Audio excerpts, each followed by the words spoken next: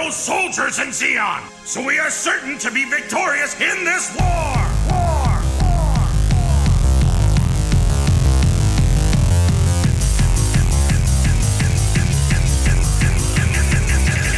In this war!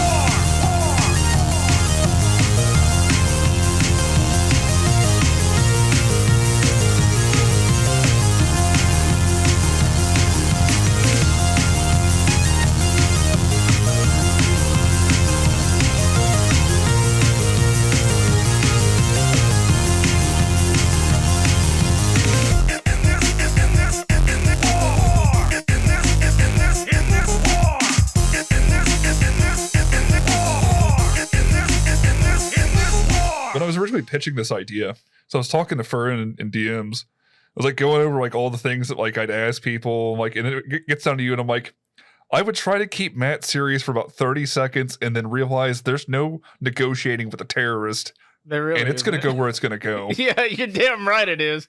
If you absolutely have to have me serious, I will try, but I will not promise anything. No. You be you for this thing, man. I will, Like, since, I am the most serious member of the podcast. You do have one of the most serious characters, honestly. I do have one of the most serious characters, but so I started him off as a super serious, like tough guy, essentially, like I always do. But over time, co-pilot and Lone Star would like slowly creep into him and be like, all right, let me take it down a notch, and then another notch. And now he I don't want to say he's aloof, because he still has that hard ass in him, but every now and then he opens up and he's like, oh, soft side. It's like ever since the episode where we had you high on fucking painkillers, where I think you guys were going into the woods to go try and find Darty. That's where we saw like the death of like super serious Mad Gun, I think. Yeah, going through all that, I guess, stress, it changes people, Yeah. Just like you go on a deployment, you don't come back the same. Never. It's never the same. Like anyone that like thinks they come back as the exact same person is No, they're wrong. They're either just blind or dumb. So anyway, yeah, I'll try to keep it serious for at least 30 seconds. Well, good news. I'm going to start it off by fucking it up for you. Oh, that's not good. Your first question comes in from Twitter. Username JP Waste. Can we have more Mad Gun? Oh, yeah, I don't know who that is. Yeah. Huh, weird. Yeah, but yes, I assume we can come in with more Mad Gun. You'd have to talk to Adam about that though. It's like I went back and listened to the original Q&A session that y'all did for, I think it was like bonus episode 3. Just finished it like a little bit before this. And in there, like, you guys have the vote go out for who is most likely to die out of the team. Yeah. And you won that vote by a landslide. I did? I don't remember that. But it was like, it started out with like Dallas voted for, it was like, either gonna be co-pilot or Mad Gun, and then it's either gonna be Lone Star Mad Gun, and then it's like Mad Gun. Oh damn. I guess I avoided that death flag, so yeah. Yay me, I guess. I don't know, man. It's like, how does it feel to live past the mid-season? When we were doing our character creation, Adam had the archetype for me set like the veteran or whatever, and it was like I don't remember what the exact archetype said, but it was like has experience, and so it says something else. And then I went into the character sheet and changed, because we had just watched the very first Gundam, and I can't remember his name, but the guy dies like halfway through the thing, and I was like, huh. So I went there and erased it and put might die mid-season, because it's kind of like a joke, But as we progressed, I saw opportunities where I was like, yeah, hey, I actually might, die. Especially when I jumped out of my my 10 cod and jetpack towards that Zaku. I was like, yeah, this is it. Adam's going to swat me out of the air. That was such a Rambo moment that I just didn't see coming when I initially listened to it. Like, what was your thought process leading into, you know what? Like, let's just jetpack at this bitch and see what happens. It basically was a Rambo moment. Essentially, I was just like, you know what? We're not doing basically jacked to this thing. And my 10 COD, I think it was out of missiles. So I was like, hey, whatever, let's go for it. Maybe it'll work. I think I just watched Thunderbolt recently, and that I kind of got the idea of that, you know? Basically, like just living off of the bad ideas that pilots have already had in the Gundam series, and just, you know, creating your own canon within there of like, well, I'm gonna be the bad idea pilot. Let's do this shit. I wouldn't say I'm necessarily the bad idea pilot, but I'm not a good idea fairy. No. So yeah, fair. Your next one comes in from Twitter user We Got Bots. It's originally addressed to Madgun, but I think it's more to you yourself. Have you ever, first of all, like, have you ever listened to the episodes once they've been recorded? Do you know your own lore at this point? I've listened to most of them, and it's dreadful. I hate hearing my own voice. I really do. I don't have the best voice. It's kind of hard for me to listen to them, but lore wise, it's I can't give away too much because, you know, I usually wait for Adam to give me the opportunities to build my character. So lore-wise, you know, Mad Gun's this old, gruff veteran who's had a lot of past relationships that, you know, obviously didn't end well. And as we go on, you'll learn more and more about Mad Gun and his, I don't want to say grizzled past because that sounds edgy, but you'll learn that, you know, he's been through the grinder a couple times, and it'll start to show eventually. Okay. It's pretty solid. I actually misphrased the hell out of that question. That was not what I meant to ask. Oh, what did you mean to ask? Do you know the lore of Matt specifically in the mid-episode commercial breaks? Oh, no. Yeah, I've listened to some of them, but most of the time I listen while I'm working. So when the commercial break comes on, I kind of like tune out. I do know some of it, but to find out the rest of it, you'd have to listen. Or you could just, you know, DM me. I mean, I might tell you if you're nice. So the question We've Got Bots then has for you is, I know you have been trying to speed run to the chagrin of the police. Have you thought of using a mobile suit? Are you talking about my tweet I put out where I was speed run? Well, I wasn't really speed running. I was going 40 miles per hour, and the state trooper pulled me over. If I had a mobile suit, I wouldn't have worried about the state trooper because he couldn't have stopped me. And, you know, there's no license plate on a mobile suit. So if anything, you know, what's he going to do about it? I think there's actually, I think we were talking about it the other day, there's actually an anime out there where the police have mechs. Oh, yeah? That's a whole other problem. Well, I'd get through it one way or another. I don't really know how to answer that question. You know what I mean? Yeah, I don't know how to answer that question either, because like I thought it meant one thing, but the more I read it, I'm like, I don't know. I don't really know what that question means. I don't know. If you want to like re-ask that question to me, just hit me on Twitter and I'll answer it better. Yeah, I'm sorry. I take full blame on this question this time. Moving on, because I fucked that one up for you. No, that's all right. This one comes in from Siege, actually. All right. If your character was forced into cooking for Gordon Ramsay to impress him in a competition against the others from the Ghost of the Inverness, what would he cook, and do you think he would win? He would cook ribs. And yes, I do think he would win. If not ribs, maybe a Boston butt. A lot of people probably don't know what a Boston butt is, but it's essentially just a pork shoulder that you slow roast for several hours. And the way you cook it determines the overall flavor and how it comes out.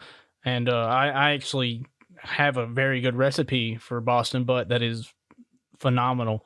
I will not share it with you, so don't ask. It hurts me. But I think maybe ribs, Boston butt, maybe I prefer mashed potatoes over baked potatoes. Baked potatoes are good, but I prefer mashed potatoes when I eat stuff like ribs and Boston butt. Yeah, I do mashed potatoes, maybe a little bit of garlic butter, and some grilled asparagus. Now with your ribs, what style of ribs would you be going for? I don't know if I'd want them wet or dry. I'd probably do wet ribs with a family sauce that I'm not also going to give out, but it does have alcohol in it, so it's pretty good. I might give it out one day. Who knows? Maybe we'll see. We'll see. Let me perfect it a little bit more, because there is it's like a little off. It's a little too tangy, and I know some people don't like a tang with their sauce. So let me see if I can find a way to get the tang out and get it a little bit more sweet, and then I'll think about releasing it. Let's speak on the subject of sauces. Like, what is your preferred barbecue sauce? I guess we'd say specifically for the subject of ribs. For the subject of ribs, that's a hard question because I like a decent amount of different sauces that you can store by. There was this one, I think it had Tennessee whiskey in it. Like, 'cause I know with different meats, some people like very different things. When I was younger, I used to eat ribs with honey mustard. I know that sounds disgusting, and I'm sorry for people who had to hear that. But okay, yeah, it is hickory smoked barbecue sauce with Tennessee whiskey inside of it. It's called Historic Lynchburg Tennessee Whiskey. That's a pretty good sauce. I obviously don't buy it anymore because, you know, yeah, I'm generally broke these days, bills and whatnot. But I usually just make my own sauce. That's something I still haven't ventured into. Is the making of the own sauces. Like, I make my own rubs now, but I'm not ballsy enough to go for a sauce yet. I'm not good at rubs. I've tried, just can't get it down. My dad can do it all day, every day. Me, nope. I don't have the I guess I don't have the whole process nailed down. Would be the way to put it. Fair. I think it was two Thanksgivings ago. I had someone come up to visit when I was still in Washington. They ended up yelling at me for huffing the rub because, like, every time it opened my spice cabinet, like, it just punched me in the face and I just like, I want to sniff it. I just wanted it like a fucking. Hey, if it's good, it's good, right? It made that turkey fucking delicious. I think you and Kat at this point are the only ones that, like, honestly think that they have a chance of winning. Well, what did Kat say she was gonna do? I'm not going to spoil too much for you, but I will say that there was a sauce that was going to end up being more alcohol than sauce at one point was mentioned. Okay, well that's not fair. She's basically just giving him alcohol and hoping he'll drink it. And I don't even know if Gordon Ramsay drinks alcohol, so I don't know. He lives a pretty clean lifestyle, I think. I mean, I've seen them videos of where he, like, always does exercises and whatnot. So I don't know. I think he drinks it in a more European fashion, where, like, it's just it's a with meal and then in a controlled social setting. So I want to say, like, I've seen him, like, have, like, a beer or a glass of wine more than once in multiple shows. He could sit in a chair and drink a beer while I cook. I mean, I don't, you know what I mean? Yeah. But if he starts yelling, I'm not feeding him. He can fuck right off of that. Can I cuss in this? Oh yeah, I mean, it's your show. Yeah. Same audience. You don't tell me how to cook. I don't care how good you are. You're in my house. Oh, I didn't think about this, but I made my own soup about a year ago. It's different peppers, like actual peppers. It's a tomato-based soup with chicken in it. It had carrots, celery, it had cayenne peppers, it had chili peppers, and just a little bit of jalapeno seeds in it. It was meant to be a hot soup overall, you know, more of a stew because of all the ingredients in it, but it was pretty good. I might do that.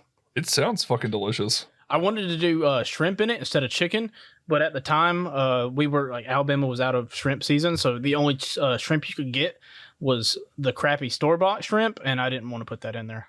That crappy, like, super farm raised, super tiny. It's probably been frozen stuff for months shrimp. Yeah, that kind of stuff. I couldn't get it fresh at the time, so I was like, you know what? I'll just use chicken, because you can get chicken fresh every day in Alabama. I mean, oh yeah, you know, there are chicken houses everywhere, so you can buy local chicken like that. You know what I mean? Now, with you being a Bama boy, do you fall into the cult that is Conecuh sausage? No, I do not. I'm not a big sausage person. Okay. I prefer bacon in the morning or ham in the morning. Every now and then, if my dad cooks sausage, I'll eat it because my dad used to work in a butchery. I guess not really a meat. What do you call that? Processing plant. He used to work in a meat processing plant, and the way that he learned how they did it, some of the best sausage I've ever had. He will not tell me how to do it. But why though? I do not know. It's like one of those things you pass on. Well, maybe when he gets ready to pass on, I'll get it. Maybe. But as I sit right now, It's one of the few things that like he'll know I'll come visit him for, so he won't tell me. You know what I mean? It's fucking cheating, Dad. You're holding the sausage hostage. This is some bullshit. It is bullshit, but like I said, I'm not a big sausage guy anyway, so he has to give it up eventually. Eventually. We'll see. We'll see what happens. All right, this one comes in from Twitter user Turniphead. What was your favorite moment to record? I have a lot of favorite moments recording because I like to see the other players get enjoyment out of the game, and when they have fun, I have fun. So just basically anytime we record and everybody's having a blast, that's me also having a blast. Like if I had to pick a specific point, probably this most recent point where we fought in the street in Mobile, Alabama. God dang, Mobile, Alabama. Mobile, Alabama. You guys are in Mobile, right? No, Mobile. But it's spelt mobile. Shut the fuck up. Yeah, it is spelt mobile, but you know that's Alabama. It is Alabama. What was so big about the whole street fight that you had in Mobile, Alabama? It was like a Western showdown, you know. It was like we walked out in the street. She puts on brass knuckles. I pull out a gun. She takes the brass knuckles off, and then we go to town. It was, you know, it's been a while since Mad Gun's been able to, I guess, vent his anger, and that was a great opportunity. It wasn't much of a vent, you know. The guy didn't even last around, so it wasn't much of a vent, but you know, it was well enough. I mean, you did manage to dodge the twink dust that was aimed straight for your eyes. I did manage to dodge the twink dust. I don't think it would have done much to begin with, but who knows? It could have been special twink dust. I don't even know why it was called twink. I mean, I know why it was called twink dust. We know why it was called twink dust. We know why it was called twink dust, but you know what I mean? It didn't have to be twink dust. It's Adam, man. Like, yeah, I don't know what to tell you. Self-inserts are common. I did love like it being just this pocket sand moment, though. It really was. It was Dale Gribble, just pocket sand. I was like, "Are you serious?" Adam's like, "Yeah," and I'm like, "What are you gonna do?" I'm like, "I'm gonna charge Adam." What do you want me to do? I'm like, I'm 6'3", like 220 something pounds, 230 something pounds. I'm just gonna. He's like 120 soaking wet. I'm gonna beat the shit out of him. Like, I don't know what you want me to do. Like, I'm about to go WWE on that ass, spear him, and then beat the ever-living fuck out of him. Like, I don't. You think I'm gonna let somebody throw like glitter in my eyes? Fuck you. Yeah, fuck you, Adam. I hope you listen to this. Your next one's also from Twitter. It's going to be Captain Ganymede. All right. If your character could go back in time and warn your past self about one thing, what would it be? Mad Gun would warn Mad Gun about Copilot and Lone Star, and he would try to get a switch of command. Like, he'd try to leave because to begin with, I'm like, oh, these fucking idiots. And as time goes on, but you know, I mean, Mad Gun has grown to like them as they were there, if you know what I mean. So, Rip. Yeah, Rip. So they grew on him, you know, and at first I would have like Mad Gun would have warned Mad Gun about them being a handful. But as time would have gone on, he probably would have warned Mad Gun about Copilot. Do you think if Mad Gun went to warn himself about the Copilot situation, would he have changed anything? I think he would have tried his damn best. Because that was a hell of a moment for the whole crew. It really was, and you know, Mad Gun's been in this war from the beginning. He's seen a lot of people die, and you know, Mad Gun would never admit it, but Copilot was his favorite.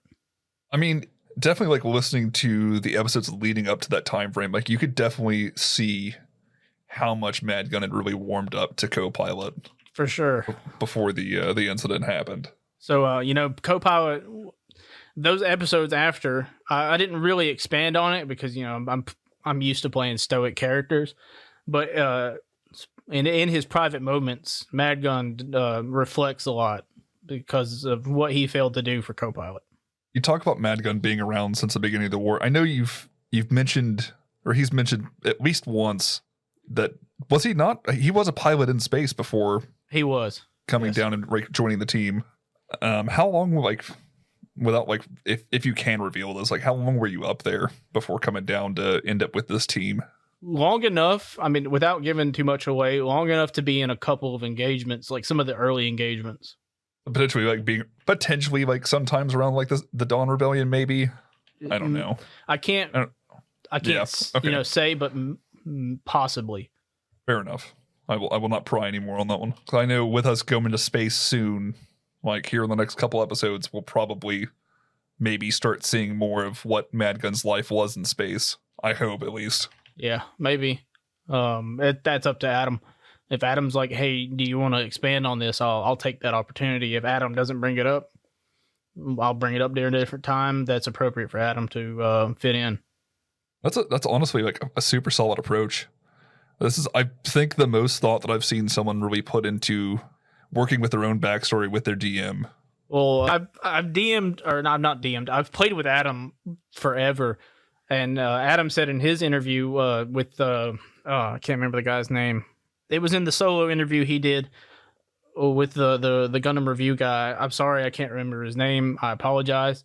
He explained that he's DM'd for me multiple times, and I play the same character, which is mostly true.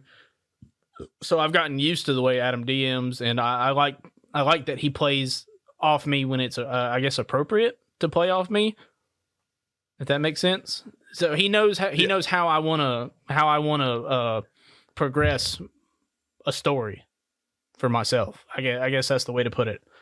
I guess that's one of the really key advantages we see with you guys. Like, y'all been around each other, y'all done games with each other before. I know. Like, with the exception of Fern getting added in, like, I think all of y'all done at least one or two different like tabletop RPGs together. Me and Adam and Dallas and Zach have done at least 4 different games way before Feddie Scum, and a couple of one shots. Like we played Everybody's John. If you don't know what that is, John is a schizophrenic, and you're the voices in his head, and you fight for control of what John does, and you have set goals that you try to achieve. Like one of the goals could be like, oh, you got to break into a pastry shop and eat all the pastries in it, and eat, like you get like 2 points for that or whatever. You know what I mean? I've never heard of this one, but I want to play it now. Oh, it's good. Have you ever played All Out of Bubblegum? No. So All Out of Bubblegum is so it's kind of like I can't remember the movie, but the movie where the dude puts on the sunglasses and everybody's reptiles, and he's like, what the shit? And he walks in the bank and he's, I'm here to kick ass and chew gum, and I'm all out of gum. You probably heard it in Duke Nukem. I was like, I've heard the Duke Nukem reference. I didn't realize that it was not a Duke Nukem original thing. No, I'm pretty sure it's from that movie.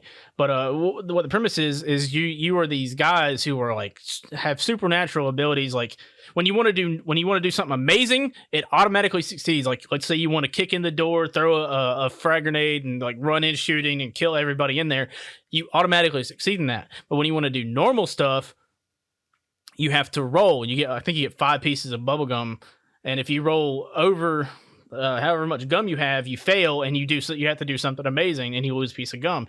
When you run out of gum, you do nothing but amazing feats until the game ends.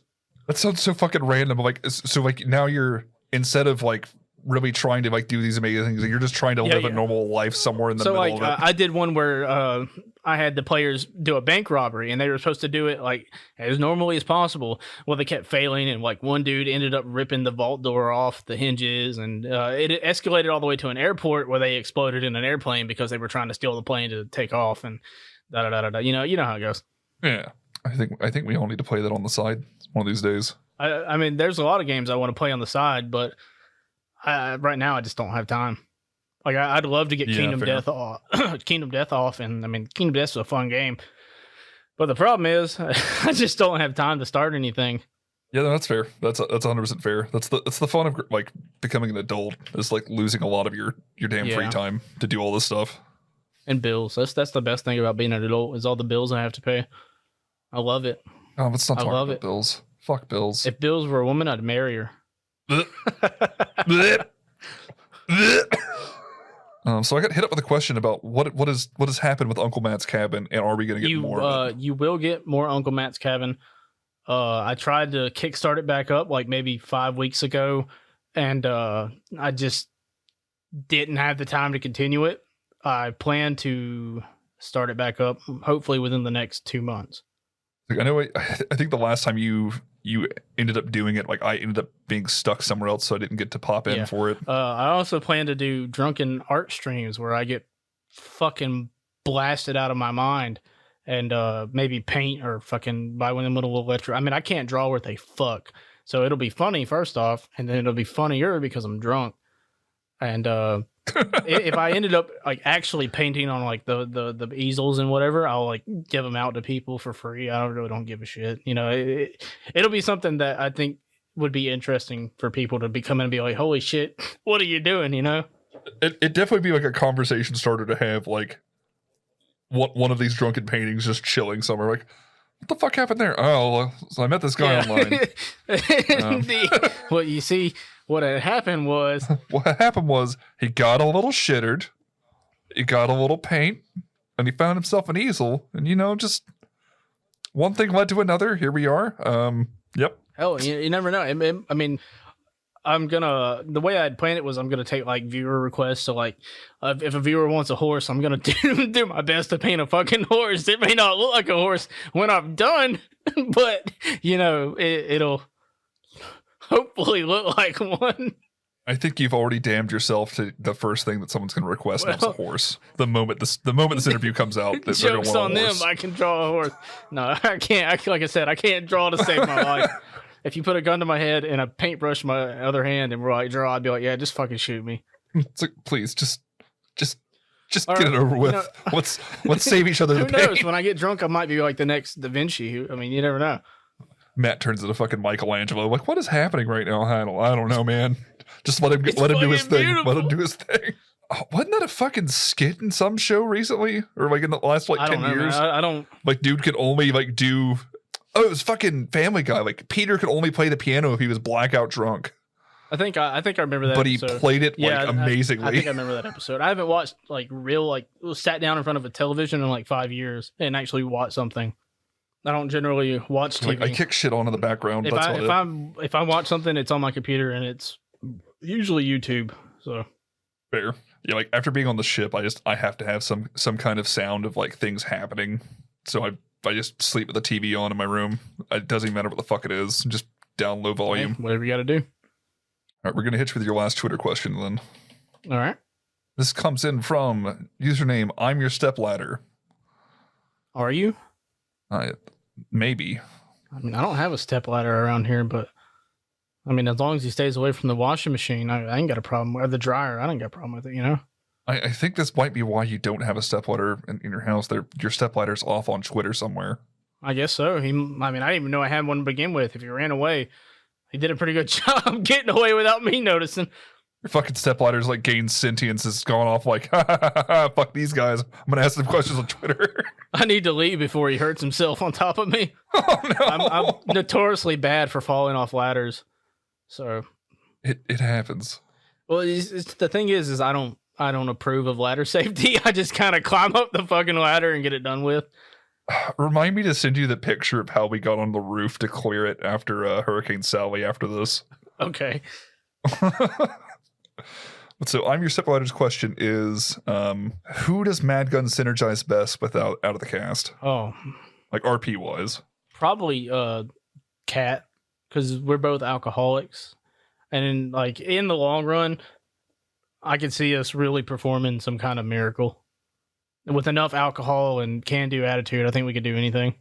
Alcohol and a can-do attitude. What the fuck, are you trying to be a CB now? Hey, don't insult Matt. I mean, technically, he'd be part of the Air Force, but he was on a ship for a while, so he might have picked that up. You never know. That is a confusing part of you guys. Y'all's lore. Y'all go from like being Air Force pilots to Navy pilots back to like a couple random things. Like at one point, like I don't know if you were the only Air Force and the rest of them were Navy. I got lost somewhere in the beginning. Yeah, that's Adam's fault. Adam doesn't know shit about the military other than wearing, like Nam style jackets and combat boots. Fair enough. Yeah, fair enough. So in your first Q&A, you'd mentioned after the war is over, Mad Gun like intends to open a flower shop. Do you remember this? Yeah, I remember that. It's still a dream. Do you think Mad Gun would still make that happen? I think he could. I don't know if he'd be particularly happy about it, Like if he'd be satisfied doing it, because this far in the war, a lot of things have happened. I think he would do it, and people would be like, "Hey, that's the guy." Yeah, but I don't think he'd get a lot of business. You know what I mean? I mean, he already sounded like he intended to be like if old ladies took too long in his flower shop to like throw him the hell out anyway. Yeah, so, like, he probably would. He'd be like, "Hey, if you're not going to buy some daffodils, get the fuck out." you want these daisies, or you just gonna get the fuck out of here? Like, Like, what do you want? Get out of my shop. And somebody walks in, get out. Like I don't care. I don't like your face. Hey, Get out. we're fucking closed. Get out. You just opened 5 minutes ago. No, we're They're closed. fucking closed. I'm drinking. Get out.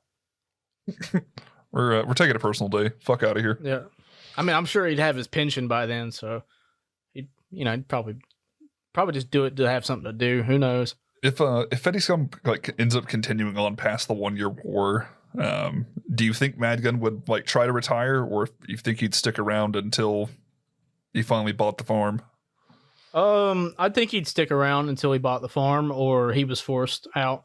Because at this point, Madgun's I wouldn't really say he's invested in it, but he's come to like, co-pilot, Cat, and all them, and he feels an attachment. So he would like to see that to the end and make sure that they stay safe. Now, if y'all made it into, let's say, like the Zeta era, what faction do you think Madgun would end up on? I don't know. Yeah, I honestly don't know. We'd have to wait and see. I mean, you guys are kind of in a little bit of a hot spot right now. Yeah. Or not hot spot. A little bit of a hot seat. I don't know what I'm going for here. Where you're sandwiched in between two different factions, both kind of wanting you either dead or captured. I think we'd have better chances with the Federation, because if you think about all the damage we've caused to Xeon, I don't think they'd let us off as easy. But you never know. I mean, wherever Adam takes us, that's where we're going. Now, if it came to a moment where like it looked like joining Xeon would be your better option, do you think Madgun would go that route, or do you think Madgun has enough hate for the Zeeks to not want to fall in line with that? I think he has enough hate that he wouldn't fall in line with that. He'd probably go independent if at all possible. Basically, end up forming what was Hayato's little band of people in Zeta? I don't know. I can't remember at all. But yeah, he'd probably just go merc. End up going full gorilla. Yeah, I mean, why not? Form it with old Tom and just yeah, make that gorilla unit legit. Start working out every day. Get rid of his little gut. Get rid of his sleeves. Can't have those. Yeah, can't have those. Start wearing a bandana. Grow the beard out more. Be the only like mobile suit pilot they fucking have. But yeah, it's just you're charging into battle everywhere. It's just ridiculousness. I could see going merc. I think it'd be interesting. I don't know how Adam would go with it, but I could see him, just be like, you know what, I'm out. I'm gonna go do my own thing, and you never know. I mean, like Lone Star might go with me. I think at that point, Madgun would accept Lone Star with him. Like he'd be like, all right, come on, At this point, like the way you guys are set up, it's like I don't think most of you guys would honestly end up going with Xeon, but I don't know if any of you guys would trust the Federation to go back to him after what happened with Rast. That's only time could tell, Yeah. So we're gonna split focus a little bit here. We're gonna talk about Richard. Okay. Where did the character idea of Richard come from? You're prepared for Mad Gun all day. You were not prepared to deal with your G Gundam counterpart. I am prepared. I'm thinking. So at the time, I was reading a book about the Napoleonic era. It was called Sharp's Rifles, and I've always been fascinated by warfare. That sounds weird, but the way warfare has progressed has always interested me. So I thought while we were making our G Gundam characters, Adam was like, "Hey, you got to tell me what you want to do. You got to tell me what you want to do. It's got to be based on one of the states." And I had just finished the book, and I was like, you know what? I'm gonna dial it back a little bit and make it like a Revolutionary War guy. Like he's a reenactor. Yeah, fuck it. Why not go with it? It sounded cool when I started talking about it. I was like, yeah, I can make this work. I can make this work. And then he didn't turn out exactly like I wanted him to. But then I was like, you know what? I've always played the same character. Let me try something else. So I was like, I'm gonna play some not really. He's not really a coward. He's just he's like, I don't want to say loser either, but he's Kind of like an average Joe, honestly. yeah, I mean, he really is just like an average Joe who enjoys putting on a powdered wig and shooting nothing out of a musket. You know, I mean, he has fun. I thought it was a good idea, and it sounded cool, so I went with it. I mean, it's definitely turned out to be interesting. I was very surprised because you're what Neo, Pennsylvania? I think I'm either Neo, Pennsylvania or Philadelphia. I don't even remember anymore, you know. Like, but yeah, it was in my head, and I was like, yeah, that sounds fucking cool. I'm gonna go with that. And he doesn't fit in with anybody in there. Like everybody else is like you know, you got Zach's character. He's like this but essentially oil tycoon, but he's not an oil tycoon. You know, he's just Texas guy. And then you got Kat, which is a super primp, you know, California girl. And then you've got, you know, Dallas's character is a cuck essentially from like Nebraska or some shit. I don't even know. Yeah, it's Nebraska. One of the funniest moments in G Gundam is when I don't remember exactly what was happening, but Duke was talking. And he was like, "Never again, Rusty." That was so funny to me. I had to mute my microphone. I was laughing so hard. I don't remember what the hell they were talking about, but it was hilarious. I could not stop laughing. And I quote it constantly now. I mean, I'll just be like, "Hey, Zach," could be like, "What?" I'll be like, "Never again, Rusty." And he'll just be like, "Yeah, haha," because he, you know, I don't know. It might not be a moment that sticks out in his head as much as it does to you. It probably just sticks in my head so well because it was funny to me. I have a weird sense of humor, so I don't, you know, I really don't know. But speaking of Nuke and Richard, I think the moment where Richard really realized that Nuke could talk in that showdown was one of the most ridiculous moments. It was ridiculous. I remember that too. That was also funny. You're just like, you can talk. And it's like no more time to deal with this. Like you've got like these Russian hitmen coming in, so you're just rolling in with the shotgun. Oh my god! All right, so this one comes in for you from a Facebook user, Fink Fagan. All right. Question is, dear Madgun, would you rather shit every time you get an erection, or every time you fart it blasts as loud as an air horn?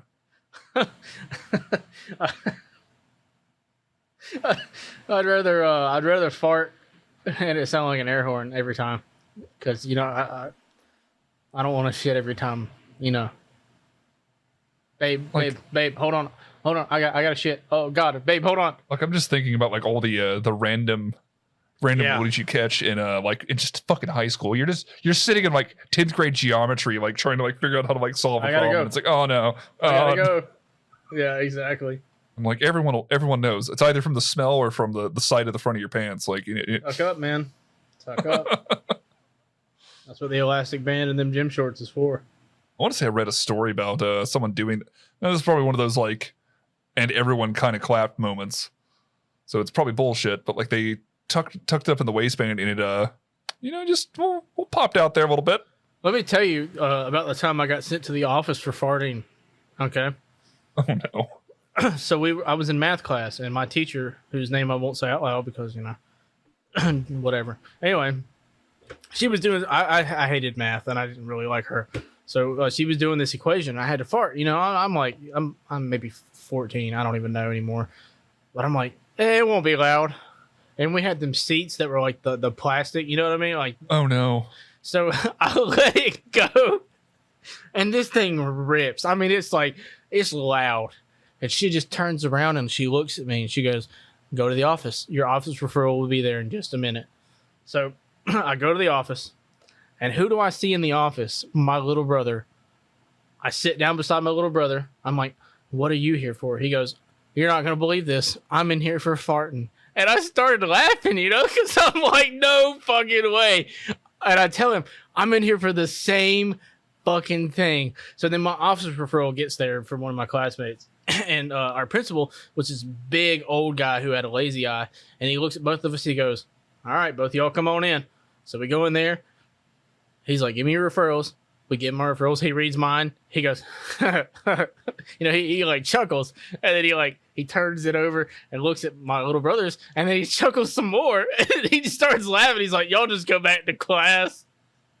So we both go back to class, and I get to class, and my teacher, she's like, I sent you the offset. I said, he sent me back. What do you want me to do? And then after that, it was just funny. It was hilarious. Like such a dumb thing to send a kid up to the office for. I disrupted class. Ooh, you know what I mean? Yeah, well, it's a natural bodily function. Now, like if you're like sitting there like making fake farting noises or like doing the stupid like hand or the armpit thing that we did when we were kids. Yeah, no, I can't do that anymore. When we were kids. No, no, I don't know if I can, honestly. I can't. I've tried. Can't. You lose the ability when you become an adult. Oh, that explains the issues in the Navy then. None of them are adult shit. We ended up already talking kind of about like the creation of Mad Gun himself. So I got nothing more to hit you on Mad Gun. Do you have anything particular you kind of want to talk about real quick before we end this thing out? Follow me on Twitter. I shit post. That's about it. I mean, I really don't do anything else. Well, then I've got the absolute end-all be-all question for the interview. It comes in from the White Shadow himself. Okay. How does it feel to play the actual best character in Feddie Scum? Oh, it's amazing. I wake up in the morning, I piss excellence. It is good being Mad Gun. It's a great way to stay in shape. He's handsome. He's not rich, sadly. Being a lieutenant commander doesn't really pay a lot, but it's all right. I mean, it definitely pays the fucking bills. It pays the bills. I mean, I don't think Mad Gun's paid a bill in months. I don't think he has to, but I can almost guarantee you when shit gets back going, he's going to have to start paying bills again. He's not going to be happy. The real question is like, are you still getting paid at this point? You guys, I don't know. You guys like took off. Yeah, we kind of did just, Well, thank you for giving me your time, bud. No problem. I am hitting stop. In this war!